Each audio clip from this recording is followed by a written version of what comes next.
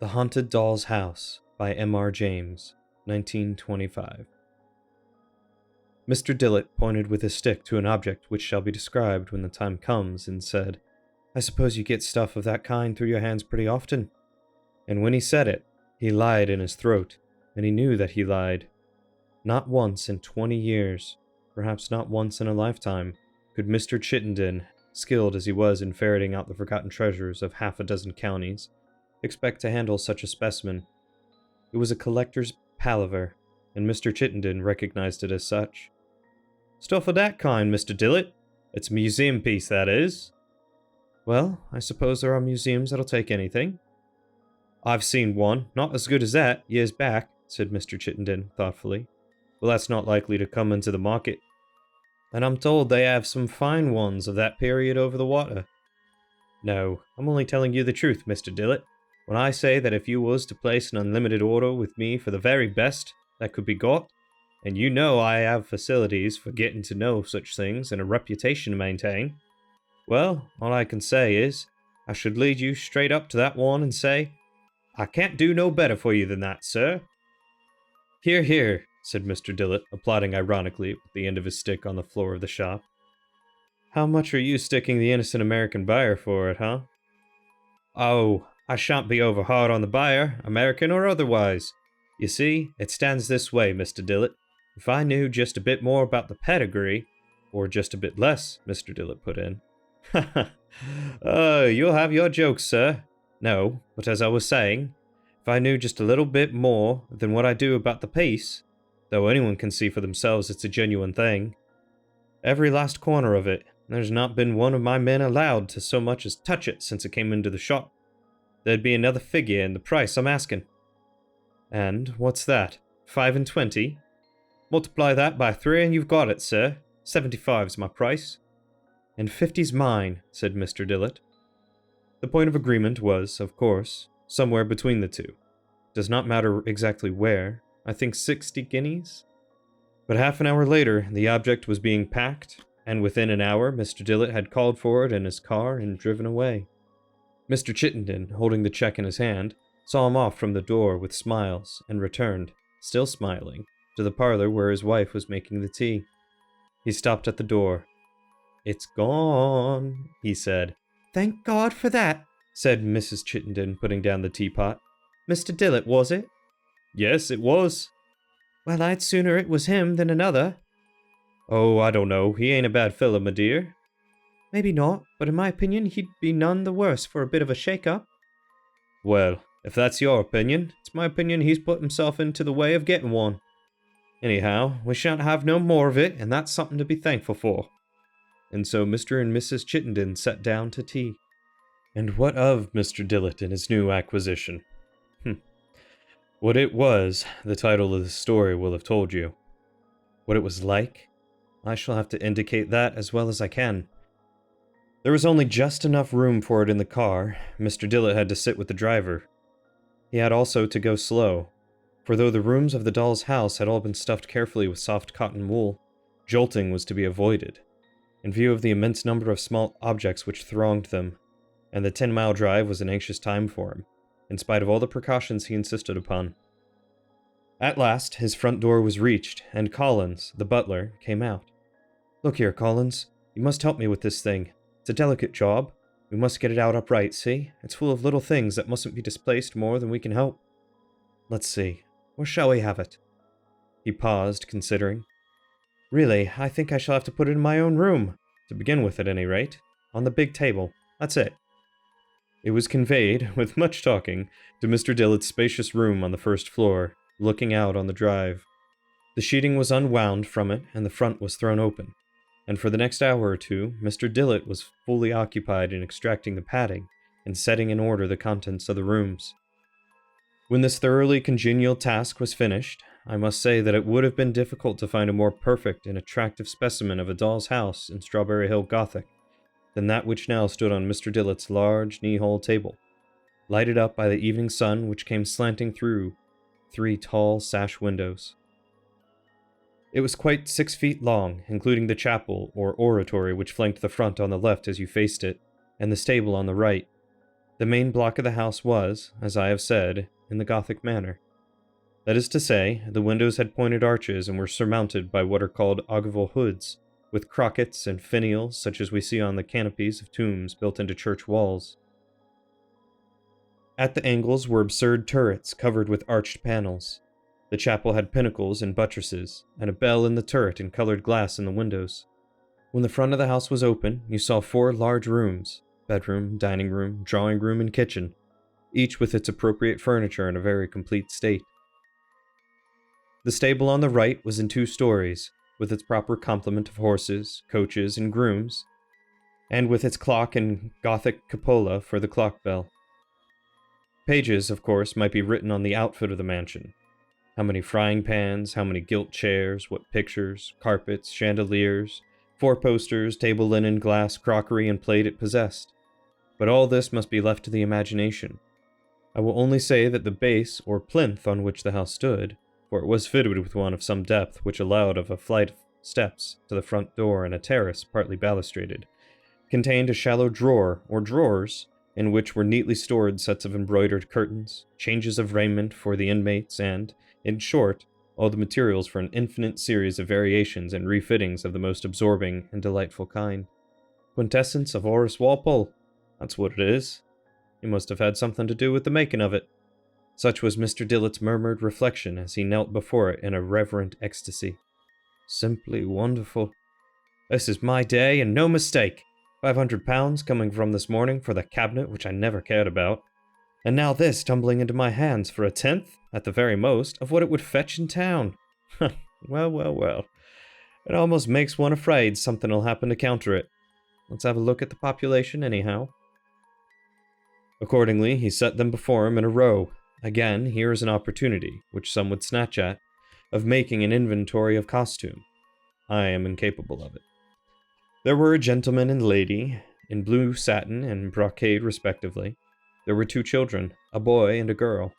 There was a cook, a nurse, a footman, and there were the stable servants, 2 postilions and a coachman, 2 grooms. Anyone else? Yes, possibly. The curtains of the 4-poster in the bedroom were closely drawn round 4 sides of it, and he put his finger in between them and felt in the bed. He drew the finger back hastily, for it almost seemed to him as if something had, not stirred, perhaps, but yielded in an odd, live way as he pressed it.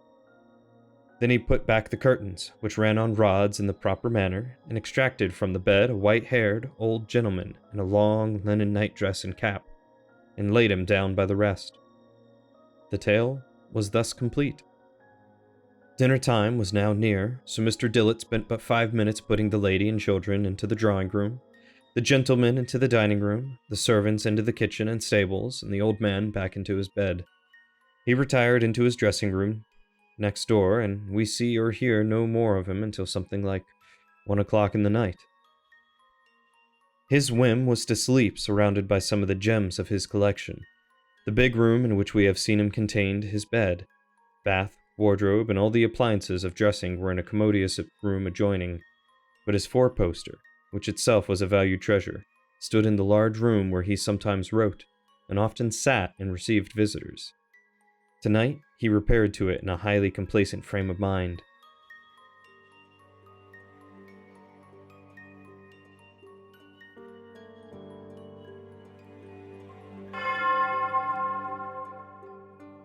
There was no striking clock within earshot. None on the staircase, none in the stable, none in the distant church tower. Yet it is indubitable that Mr. Dillet was startled out of a very pleasant slumber by a bell tolling 1. He was so much startled that he did not merely lie breathlessly with wide open eyes, but actually sat up in his bed. He never asked himself, till the morning hours, how it was that, though there was no light at all in the room, the doll's house on the knee-hole table stood out with complete clearness. But it was so.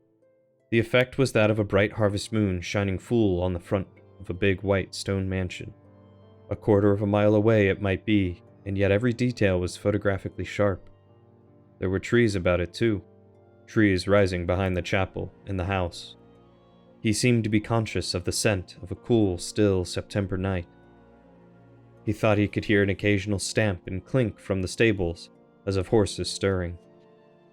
And with another shock he realized that, above the house, he was looking, not at the wall of his room, but into the profound blue of a night sky. There were lights, more than one, in the windows, and he quickly saw that this was no four-roomed house with a movable front, but one of many rooms and staircases. A real house, but seen as if through the wrong end of a telescope. "You mean to show me something," he muttered to himself, and he gazed earnestly on the lighted windows. They would, in real life, have been shuttered or curtained, no doubt, he thought, but as it was, there was nothing to intercept his view of what was being transacted inside the rooms. 2 rooms were lighted, one on the ground floor, to the right of the door, and then one upstairs, on the left. The first, brightly enough, the other, rather dimly. The lower room was the dining room. A table was laid, but the meal was over, and only wine and glasses were left on the table. The man of the blue satin and the woman of the brocade were alone in the room, and they were talking very earnestly, seated close together at the table, their elbows on it. Every now and again stopping to listen, as it seemed. Once he rose, came to the window, and opened it, and put his head out and his hand to his ear. There was a lighted taper in a silver candlestick on a sideboard. When the man left the window, he seemed to leave the room also, and the lady, taper in hand, remained standing and listening. The expression on her face was that of one striving her utmost to keep down a fear that threatened to master her, and succeeding. It was a hateful face, too, broad, flat, and sly. Now the man came back, and she took some small thing from him and hurried out of the room. He, too, disappeared, but only for a moment or two. The front door slowly opened, and he stepped out and stood on the top of the perron, looking this way and that, then turned toward the upper window that was lighted and shook his fist. It was time to look at that upper window. Through it was seen a 4-poster bed, a nurse or other servant in an armchair, evidently sound asleep.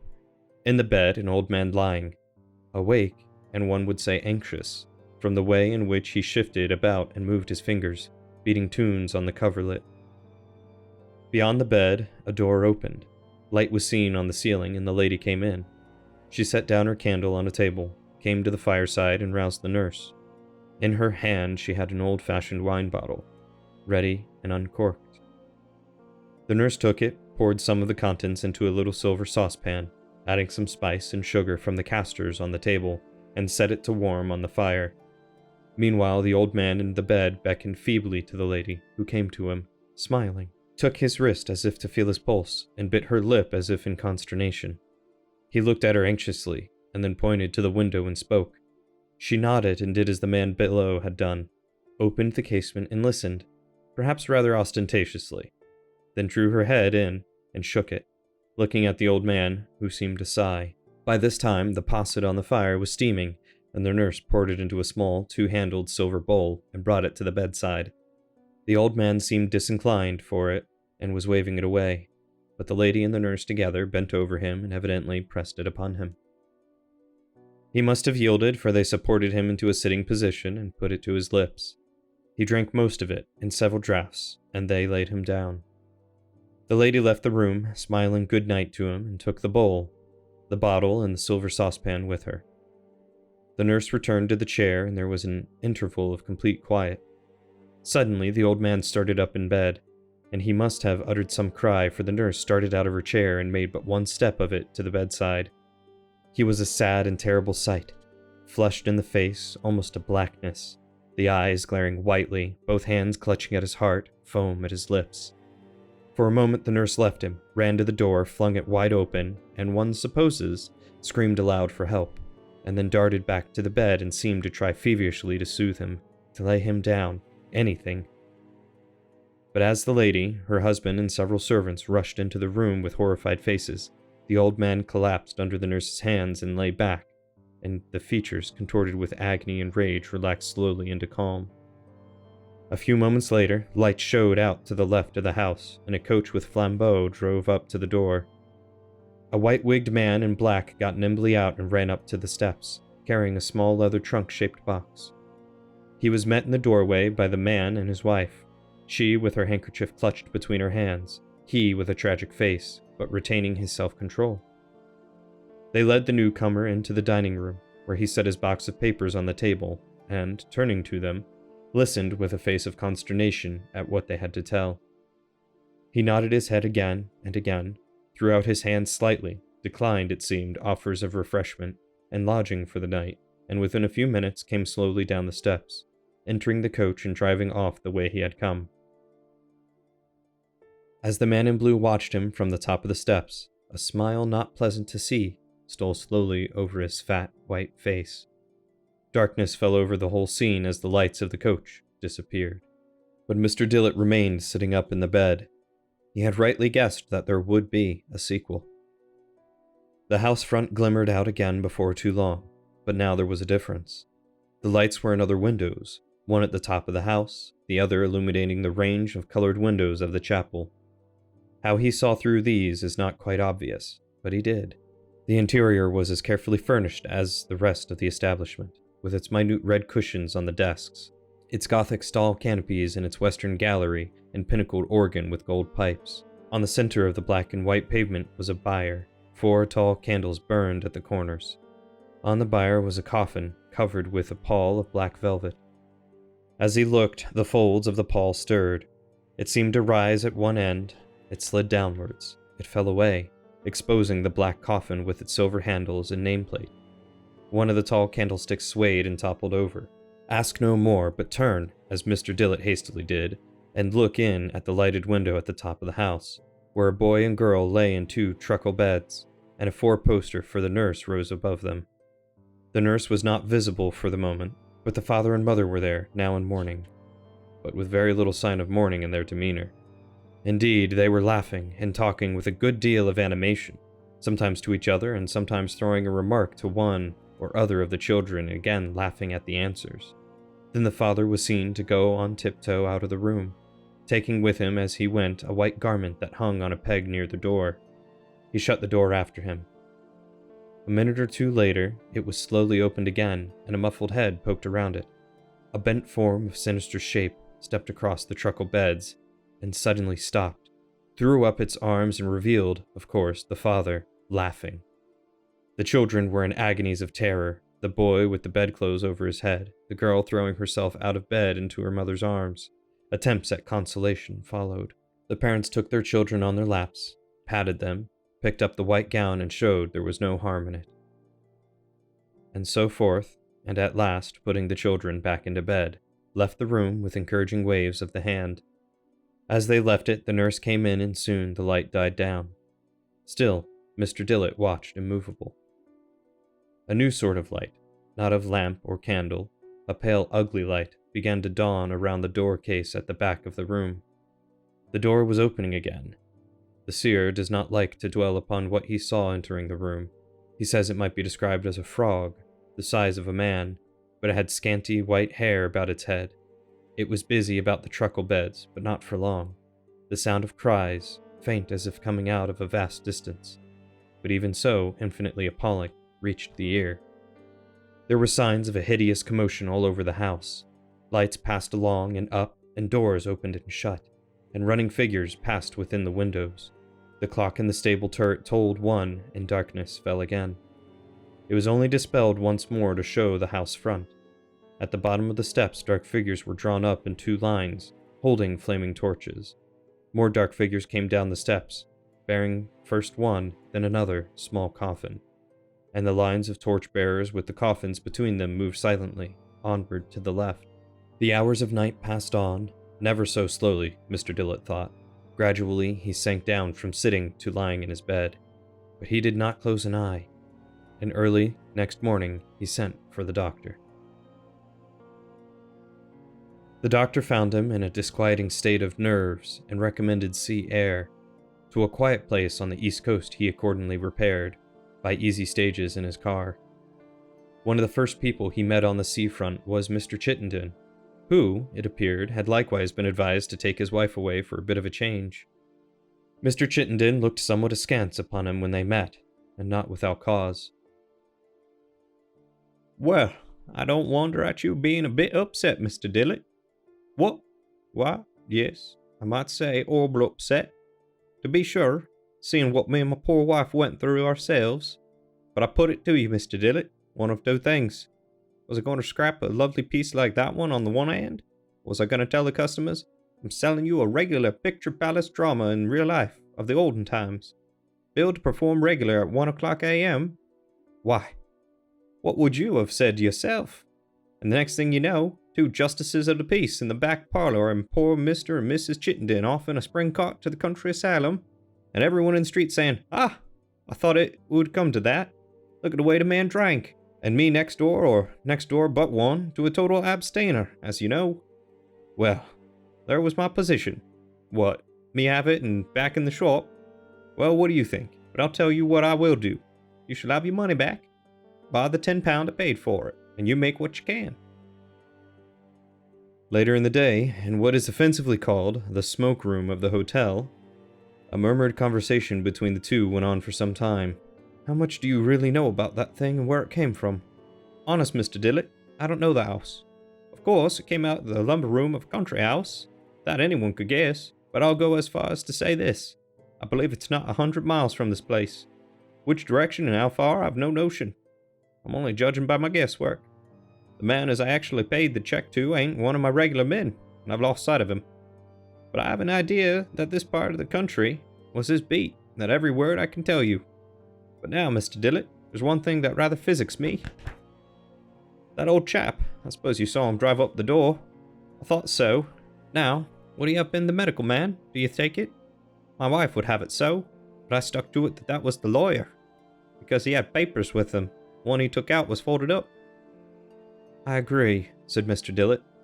Thinking it over, I came to the conclusion that was the old man's will, ready to be signed. Just as I thought, said Mr. Chittenden. And I took it that will would have cut out the young people, eh? Well, it's been a lesson to me, I know that. Shan't buy no more dolls' houses, nor waste no money on the pictures. And as to this business of poisoning Grandpa, well, if I know myself, I never had much of a turn for that. Live and let live. That's been my motto throughout life, and I ain't found it a bad one. That's for sure. Filled with these elevated sentiments, Mr. Chittenden retired to his lodgings. Mr. Dillett, next day, repaired to the local institute, where he hoped to find some clue to the riddle that absorbed him. He gazed in despair at a long file of the Canterbury and York Societies, publication of the parish registers of the district. No print resembling the house of his nightmare was among those that hung on the staircase in the passages. Disconsolate, he found himself in a derelict room, staring at a dusty model of a church in a dark and dusty glass case. Model of St. Stephen's Church, Coxham, presented by J. Merriweather, Esquire of Villbridge House, 1877. The work of his ancestor, James Merriweather, deceased, 1786. There was something in the fashion of it that reminded him dimly of his horror. He retraced his steps to a wall map he had noticed, and made out that Ilbridge House was in Coxham Parish. Coxham was, as it happened, one of the parishes of which he had retained the name when he glanced over the file and printed registers, and it was not that long before he found them in the record of the burial of Roger Milford, aged 76, on the 11th of September, 1757, and a Roger and Elizabeth Merriweather, aged 9 and 7, on the 19th of the same month. It seemed worthwhile to follow up this clue, frail as it was, and in the afternoon he drove out to Coxham. The east end of the north aisle of the church is a Milford chapel, and on its north wall are tablets to the same persons. Roger, the elder, it seems, was distinguished by all the qualities which adorn the father, the magistrate, and the man. The memorial was erected by his attached daughter, Elizabeth, who did not long survive the loss of a parent ever solicitous of her welfare, and of two amiable children. The last sentence was plainly in addition to the original inscription. A yet later slab told of James Merriweather, husband of Elizabeth, who in the dawn of life practiced, not without success, those arts which, had he continued their exercise, might, in the opinion of the most competent judges, have earned him the name of British Vitruvius, but who, overwhelmed by the visitation which deprived him of an affectionate partner and a blooming offspring, passed his prime and age in a secluded yet elegant retirement. His grateful nephew and heir indulges a pious sorrow by this too brief recital of his excellences. The children were more simply commemorated. Both died on the night of the 12th of September. Mr. Dillett felt sure that in Ilbridge House he found the scene of his drama. In some old sketchbook, possibly even in some old print, he may yet find some convincing evidence that he is right. But the Ilbridge House of today is not that which he sought. It is an Elizabethan erection of the 40s in a mellow red brick, with stone coins and dressings. A quarter of a mile from it, in a low part of the park, backed by ancient staghorn, ivy-strangled trees, and thick undergrowth, are marks of a terraced platform, overgrown with rough, dry grass. A few stone balusters lie here and there, and a heap or two covered with nettles, brambles, and ivy, of wrought stones with badly carved crockets. This, someone told Mr. Dillett, was the site of a much older house. As he drove out of the village, the hall clock suddenly struck 4, and Mr. Dillett started up and clapped his hands over his ears, as if he had been struck. It was not the first time he had heard that bell.